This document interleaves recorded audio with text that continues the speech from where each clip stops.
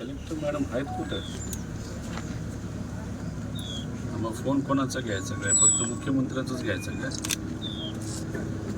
आज सकाळपासून फोन करतोय, तर आमचे फोन घेत नसतील आणि उद्या समजा कोणाला सामान्य व्यक्तीला जर काही अडचण आली त्यांचा फोन कोण घेणार? अवघडच गोष्ट आहे बाबा इथे. बरं काय झालंय, आता मी एका गावात आलेलो आहे, दादगी निलंगा.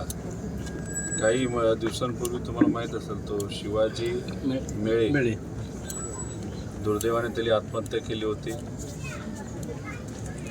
हॅलो, महादेव कोळी हां. आता त्यांचं जे काही सर्टिफिकेट आहे ते मिळावं यासाठी तो प्रयत्न करत होता, पण ऑफिसमधून कुठंच काही क्लिअर कम्युनिकेशन नाही. का रिजेक्ट होत आहे ते सांगण्यात येत नाही. डॉक्युमेंट सगळे दिलेले आहेत.